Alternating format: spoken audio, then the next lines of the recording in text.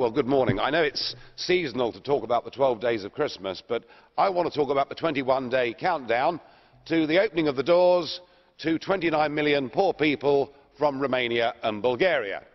It does, I think, mark a pivotal moment in British politics.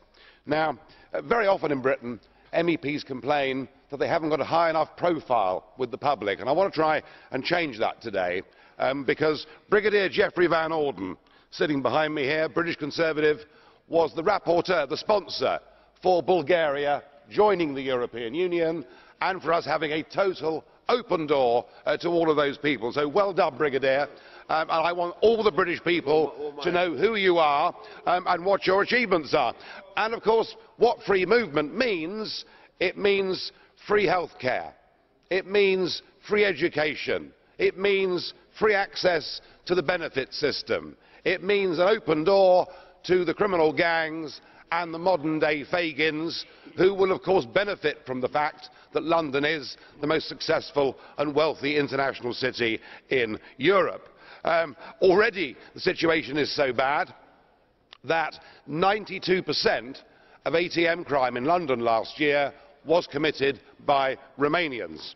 Now look, I am not scapegoating in any way, and I know that a lot of people that come from Bulgaria and Romania will be very decent people who want to work hard and want to better their lives.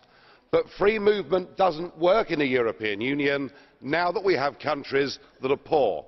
A man that comes from Bucharest and works in London and gets child benefit for the 2 children back home, that child benefit is worth more than he can actually earn doing a menial job in Bucharest. And that is the reason why the numbers that come to Britain will indeed be absolutely enormous. Now, I've said for some time, and now the British people agree, enough is enough. 80% of the British people do not want those borders to come down in 21 days' time. It's unfair. It's unfair on working people.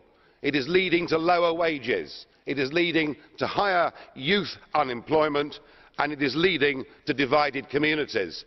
But of course it doesn't end here, because our Prime Minister, Mr Cameron, with the full support of Labour and the Lib Dems, now wants to extend this principle of open borders, as he says himself, from the Atlantic to the Urals.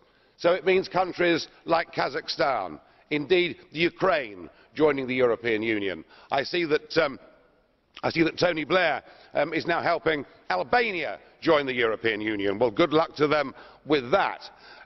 We even want to extend it to Turkey joining the European Union. Well, our message is that a Turkey is just for Christmas. It's not for political union.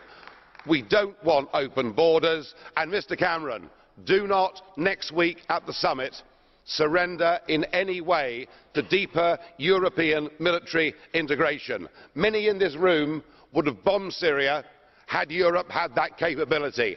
Thank God it did not. On open doors, on European armies, the voters will have their say next May, and I think there is going to be a radical change. I think there's going to be an earthquake in British politics next May. Thank you.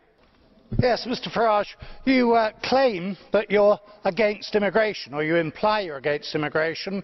On the 4th of May 2010, on the Daily Politics show, you said that Britain should issue 250,000 work permits each year.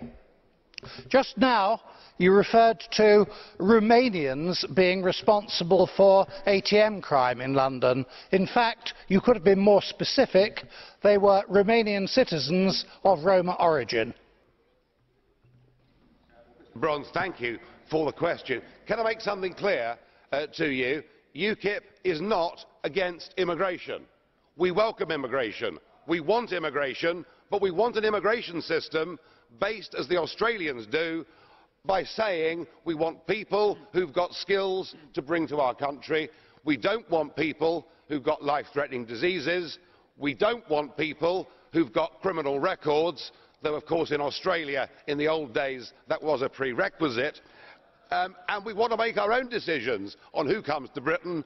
We are not discriminatory. We are not scapegoating. We just want to control our own borders and live in our own democracy, and we cannot do that as members of this European Union.